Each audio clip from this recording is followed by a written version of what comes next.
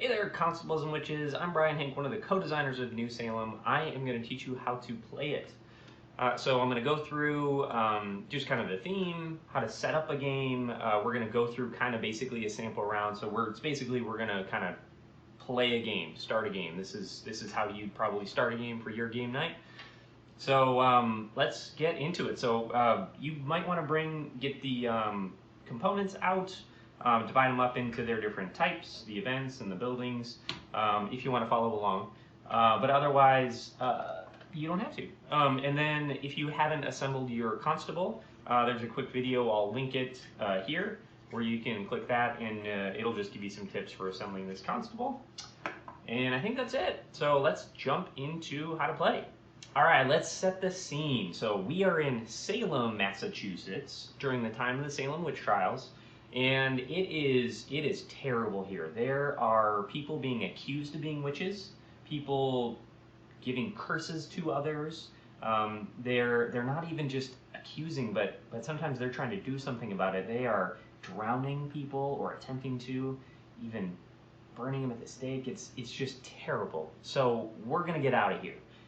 And we, being the people around the table who are playing this game, we're the founders of a new town. We're gonna go a short distance away and found New Salem.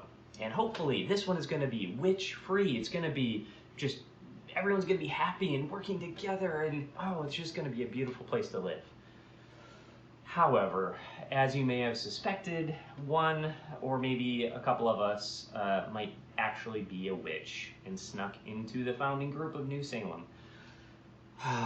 So we're gonna have to figure out who that is and get them on trial.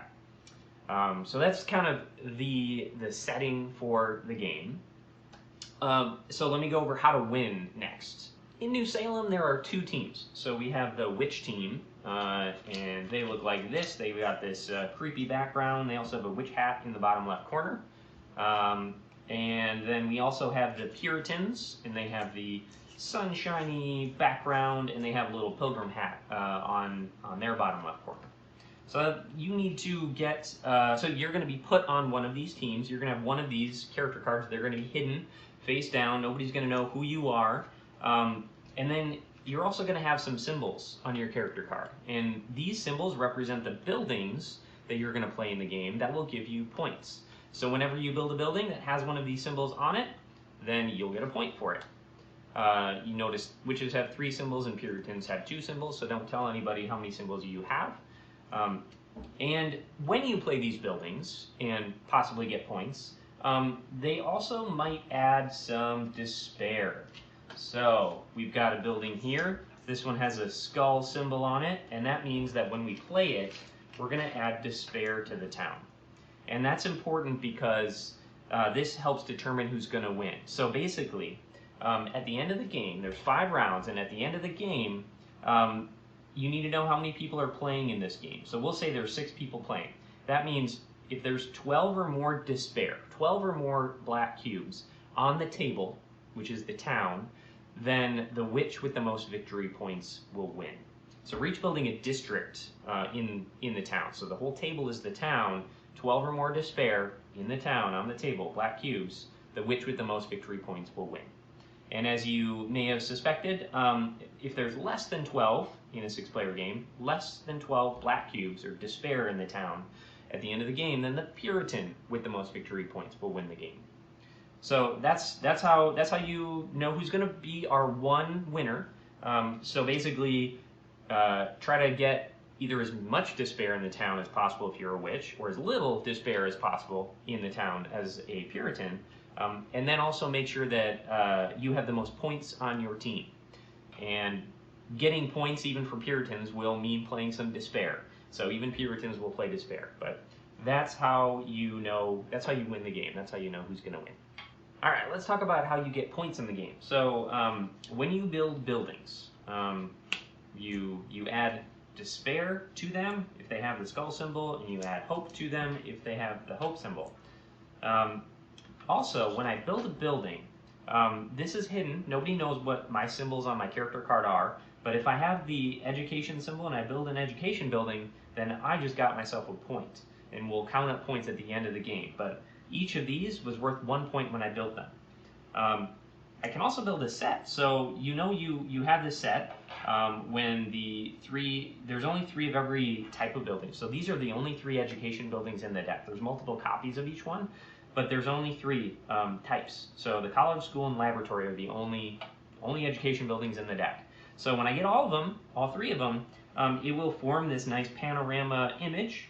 And then you can also see these triangles connect and these semicircles connect. So that also tells you I got the set. So once you do that, you also will get 2 points at the end of the game for having that set. So I got 1, 2, 3 points when I played each of these, and then 2 total, two for the set. So in total, I would have gotten 5 points for this. If I had a character card that didn't have education buildings, like this one, then I did not get 1 for building each one. I don't have the education symbol, but I would have gotten the set of the 2 points for this set. So they would still be valuable to me to get this set, but just not the individual ones. The other types of sets, so most of the sets are going to be like that, where they're going to have a hope, and they're going to have a despair, and one that doesn't add anything. And these are the ones that are on our character card. But there are a couple special sets. So we also have these are the justice buildings. So when these are played, you can see that 2 of them actually have the remove despair symbol on them. So this means that when I played this one, I would get to remove 1 despair. If there was no despair out on the board when I played this, it would have no effect. And I could not save that either. So that is playing each of these. So this is really good when you play each one for removing despair. This one just adds the hope. So these are really good for immediately removing despair. But if you collect the set of them, then at the end of the game, you're going to see that you add 3 despair at the end of the game. So you wouldn't do it right when you completed the set. You would do it at the end of the game, but at the end of the game, you're going to add 3 despair if you can keep that set combined and know events manipulate which ones you have. So that's how that one works. The other type of special set is our justice building. So you can see that these are kind of the opposite. When you play them, they add despair individually. This one still adds a hope, but mainly they add despair. And then if you do complete the set, then at the end of the game, they're going to remove 3 despair from the town. Remember, these only happen at the end of the game, and you may use them as a witch to say, "Hey, I'm playing things that remove despair, so I'm doing really helping out the town." But then by the end of the game, hopefully you can grab the last one to actually add 3. So you can kind of throw people off that way, and you can actually do that with the justice buildings as well, because you can add despair and say, like, adding some despair now, but I'm just going to get that last card and I'm going to complete the set, and we're going to remove 3. So I'm really working on the Puritan side here, but then you, as a witch, would try to not actually complete the set, so you can just add despair without removing any. So these sets kind of help witches manipulate the table, and that's how points work. So you'd still get the 2 bonus points for completing these sets as well, but you won't find death or justice on anybody's character card. All right, let's go over setting up a game of New Salem. So there's a few things you have to do for cards. So first off, you need to know how many players are going to play. So let's say we have a 5-player game. That means we're going to look in the bottom right corner on our buildings, and we're going to remove any that have a number higher than the number of players playing. So we would remove anything greater than 5. So we've got an 8+ here, a 7+, 6+, 5+, and then some will have no number, and if they have no number, they're included in every game. So we're in a 5-player game, we'd remove all the 8+, 7+, 6+ cards, and then what we have left is going to be our building deck. And so there's quite a few building cards, so you have to go through those and remove them, anything greater than the number of players in the game. So I also recommend then that you, when you put your game away, that you go through the building deck and just put it in piles of 6+ and 5+ and 4+, just so that when you start your next game, that it's going to be easy, and then you can put them in a zip bag. So you put each set of buildings, So like all the 6+ buildings would go in one zip bag, and all the 5+ would go in another zip bag. So that will just make it super quick and easy to get into a game, and you just grab the bags for the number of players that are going to be playing in your next game. So that's how I recommend doing that.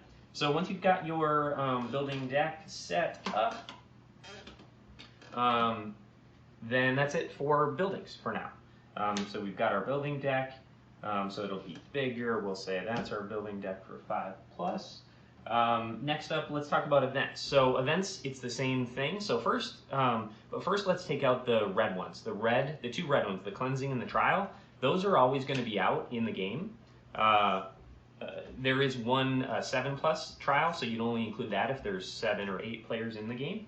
So we'll say we don't have that this time. So then you've got your 2 trials, you can put those in a pile, and then cleansing. So those will always be out from the beginning. Those are always options for events to play from the beginning.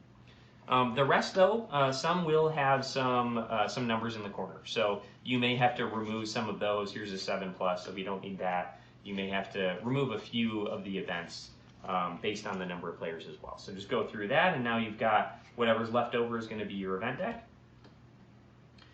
When you're playing 2, there's going to be some badges, and so you only need enough for the number of players in the game. So I think we decided this was a 5-player game, so I'll keep 5 badges out. The other badges I don't need, I'll set them aside. So we've got our badges. Next up, round cards. So this, as I said, there's 5 rounds in the game. So these would go out. You can put them out just in a line maybe to kind of represent the 5 rounds in the game. It's kind of nice for everybody to see what, how many rounds there are going to be in the game. So we can put those out like that. And then after each round, we're going to flip it over to the completed side. So completed, and then you know we're on round 3 if the other 2 are on the completed side. So the other way you can set these up, if you prefer, is you can have a single pile like this, and then once you complete a round, then you can go like that. So round 1's completed, and we're on round 2. This tells you how many cards you draw and play, which I'll talk about shortly. So choose whichever way you want to do it. Let's go with this route. I kind of like this one a little bit better. Next, we'll talk about character cards. So for a character card, you'll need to get out your rules, your rule book. On the back, you've got a quick reference, and that'll tell you, based on the number of players, how many witches and how many Puritans get put into the deck to deal out to players. So for a 5-player game, we need to find 2 witches. So we'll take all the witch cards, and we're going to shuffle those up and put those into a pile. And then the rest will just go in the box. We don't need the rest of them. Also for 5 players, it would be 4 Puritan cards. So I'm going to shuffle up the remaining 6 Puritan cards. Oops, poorly. All right, and then I'm going to put 4 of them into that same pile, 4 random cards. The other 2 will just go away. We don't want anyone to know which Puritans or witches are in the game. And then for 5 players, we're going to deal 1 to each player.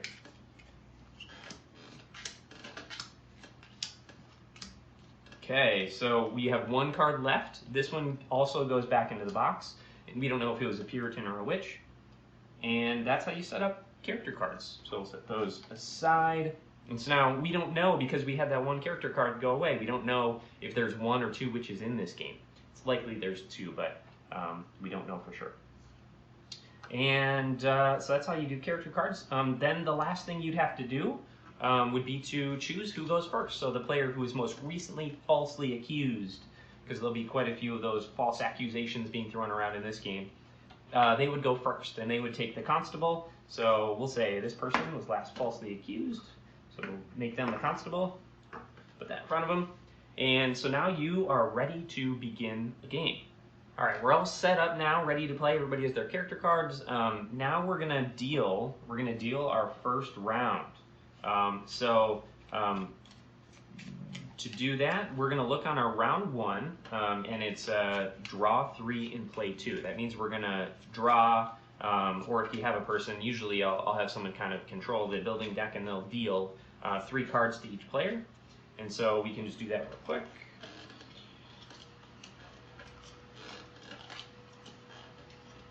Okay, everybody's got 3 cards. And then this is what you call drafting. So we're drafting which buildings we're going to play. And so we look at our hand and we choose one of these to keep. So we're going to choose, I'm going to choose this one to keep, and I'm going to put it face down right on my character card. And then I'm going to pass these to my left. In first edition, you would rotate whether you pass left or right. In second edition, you just always pass to the left. Feel free to house rule the switching of the directions if you feel like. So then the two that I passed are here. So they would get those, but first they need to choose their card. So they're going to choose this one, and they're going to put it on their character card, and they're going to pass these to the left. And so that's how we keep going, how we keep passing. And then this player, this person chose, we'll just choose a random one for them, and then they would pass these over here. We'll choose a random one for this player. They'll just take that one and pass those.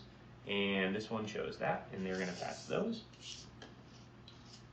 All right, and so I find it's a little bit easy to get lost in which ones you've chosen or not. So I think it's best to put the building you chose on your character card, and then you just maybe place these on the edge of the table, the ones that you've passed, so that the one player can choose which one they're taking without worrying about you passing them to them, and just keeps it a little clearer. Also new in second edition is that after you draft one building, you choose it, before you do your next one, you flip it over, and then you add hope or despair to the buildings that you play, if they have a symbol on them. So this one has a hope symbol, so I'm going to go grab from the pool of hope and despair one hope. And this player, they have a despair, so we're going to put a black cube on that one.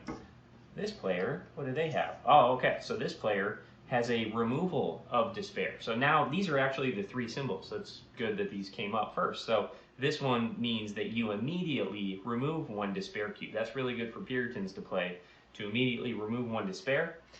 And if this was played when there were no despair cubes out on the table, this has no effect. You can't like save that up or anything.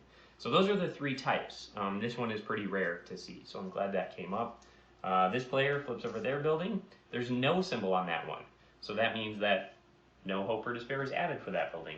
That one would just be for points. And that one is a hope symbol, so we would add hope for that. So now we're ready to draft our next card. So in some of the rounds where there's more cards being drawn or dealt out to players, you might go through a few of these, but eventually in all the rounds you're going to get down to having 2 cards left, like we are right now. And when you have 2 cards left, then you have a special decision that you get to make. So if you like one of these 2 cards, just take the one you like best and then discard the other one to the bottom of the building deck. And so that's one option. Your other option, let's say this player didn't like either of these. These are really good for Puritans, but there isn't any despair out right now, so for one reason or another, they decide they don't want to keep these. So they're going to discard them both for a random card from the top of the deck that they have to play. So those are the decisions that each player is going to make. So remember, when you have 2 cards left, you're choosing, do I want to take one and discard the other one, or do I want to discard them both for a random? That's your special decision. That just helps it so that you have a little more control over if you really don't like, basically if you really don't like the 2 cards that you were given, then it gives you an out for hopefully getting a random one from the deck. So we'll make this decision for everyone. We're going to say they're going to play that one and discard this one. This person doesn't like these 2 cards, so we're going to discard those to the bottom, and they're going to get a random. And then again, now everybody's chosen their building. At that point, everybody flips them over and adds hope or despair 2 cards. Based on the symbols, this person has a hope. Boom. This person has a despair. And this one was already removed previously, so you only add these hope and despair once. You would never do them a second time. You'd never add them from a past round. So that's why it's important to remember which ones, you wouldn't want to just look at your cards and be like, oh, I forgot to add this later or previously, so I'll add it now. So that's how building works. So now we're done with the building phase of round 1. So now it's time to move into the event phase of round 1. And so we look at round 1 here. We would draw a random card from the event deck, and we would put it right here in front of round 1. So now there are 3 events to choose from. There's always the trial and cleansing available here until all the trials are used up. And then we also have another one here. So we have a submersion here as an option. So the constable, let's talk about playing events. The constable is actually the only one who can play events. So they're the only one who can choose which of these to play. And when they choose, they're looking at the costs. This one costs 4 hope, this one costs 5 hope, and this one costs 3 hope. So remember, the black cubes determine which team is eligible to win the game, and the white cubes are the currency in the game. So that's how you trigger these events and do cool things. So they only have 1 hope right now. But the good thing is, so they couldn't afford to play any of these. The good thing is, anyone can give hope to the constable. You can only give hope to the constable, and when you give hope to the constable, they have to accept it. They can't say, no, I don't want it. So they have to accept it. I'm going through some of the rules that are actually, there's the 4 main rules of being a constable are right on the constable token. So they have been given 3 hope. So now this player, the constable, has enough to play submersion. So they could actually play this one because it only costs 3. So if they did, they would just they would say playing submersion. They would put this back into the pool of hope, back into the pool. Read what this says. So they would do it. So this says give this card to a player, and then it's going to add or remove hope or add or remove despair at the end of the game, depending on who they are. So they would just give this to a player, and that's what the little symbol with the little person symbol means, that it's given or taken, goes to a player. And then whenever you play an event, you do a couple things. You replace it, so you always replace it like that, unless it's a red one. So you will always have the red ones, and then 1 for each round. So since we're on round 1, we would have these 2, and then another one. So if we were on round 3, we'd have 5 total events available to play, always. The other thing they will do is they will choose the next constable. And so when they became constable at the beginning of the game, they actually got a badge. And so now they're going to choose who the next constable is going to be. They're going to give it to this player who gave them hope to do a cool thing. And that player, when they become constable, will do 2 things. They'll get a badge. So now they have a badge. And then they also get a free hope. So the constable also gets a free hope when they become constable. The player who started the game as the constable does not get that free hope, but any player after that does get the free hope. And so now they have that, and so they are the new constable. They could immediately play another event. So we've got Romance that came out. That's also 3 hope. So maybe this player will give them enough hope to be able to play that immediately, right in round 1. A couple more things on giving hope. So if maybe this player says, hey, would you give me 2 hope to, actually, you know what? This player has 1 hope as well. Say, let's put this player on trial because they've already added 2 despair. Let's just get them on trial right away. They're obviously a witch. So if you guys will contribute hope to me, then I will do that. So then they will do that. They'll be like, okay, yeah, let's do that. So they give hope to the constable. Constable has to accept it. But the constable does not have to do what they said they were going to do. So even though they said they'd put this player on trial, maybe they will instead put this player on trial. Or maybe they will not even do a trial and just be like, I just wanted your hope. I'm not actually going to play an event. I'm done. And so they can do that too. So the agreements, what you say, promises, they're not binding in this game. And another thing along those lines, you cannot show any hidden cards to any players. So I could not just show my character card, say, I promise I'm not a witch, and show them your character card. You can't do that. You can say anything you want about whether you're a witch or not. It doesn't have to be true. You can say anything you want about it. You just couldn't show anyone any hidden information. So the last thing I want to say about Constable and Hope and how the event phase works is that so this player could just say, I don't want to play anything, let's move on to round 2. It's up to the constable when we go to round 2. But if there was hope available, if the constable ever has enough hope to play the most expensive event on the table, they have to play an event. So if a constable is kind of stalling, like it might happen in the game, you can just give them enough hope. So I'm just going to give you that hope. They have to accept it, and now they have enough to play the most expensive event, so they have to play something. They don't have to play this one. They don't have to play the most expensive one. They just have to do something. So they would choose, okay, let's see. All right, then I'll do a cleansing, and so they're going to pay 5 hope. They would go back to the pool, and then we would just remove 2 despair from the table. There's only 1 despair to remove, so we'll remove that. So that's how the event phase works, and then they would obviously choose, and they would choose anyone who does not have a badge. So this player could not just give it right back to this player who was constable previously. They would have to choose from the players out. And the other thing is you cannot give it to someone who's on trial. So actually, let's say instead of doing a cleansing, we put this player on trial. So they're now on trial.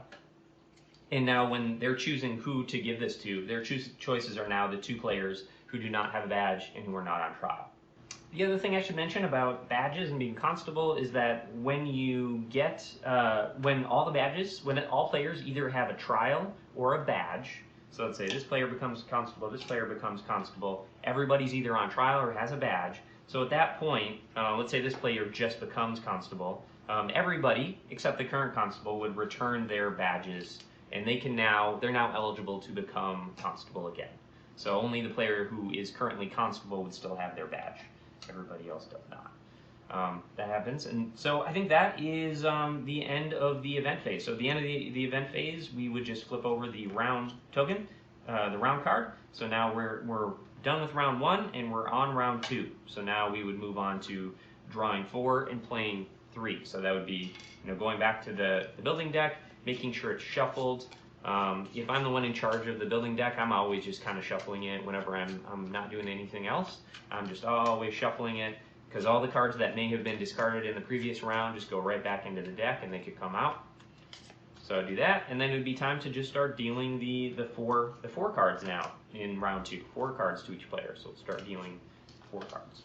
Alright, now let's talk about the end of the game. So after our 5 rounds are complete, then the game has ended. So after the building and event phase of the 5th round is complete, then the game is over. Everybody will flip over their character cards, and we'll see who's a witch and who's a Puritan. They just flips them over. Got a Puritan on trial there. All right, what am I? All right. So we flip over all of our cards, and then we do a couple things. We resolve trials is the first thing. So like I said, we've got a Puritan on trial. When a Puritan is put on trial, that's bad. That's bad for the town. So we would actually add 2 despair cubes for that. But here we got a witch on trial. So that's good for the town. So because that happened, we actually removed 2 despair. And actually, I'm going to say that this player was also a witch, as an example. So we flip that over. That player's a witch, and that player got away with it. They did not get put on trial throughout the game, which is bad for the town. So we would add 2 despair because we didn't get that witch. So as you can see, it's really important throughout the game for the Puritans to find the witches and get them on trial. So that was the first thing. That's resolving trial. So that'll change the despair level for our 5-player game. We need 10 or more despair for the witch with the most victory points to win, and less than 10 for the Puritan with the most victory points to win.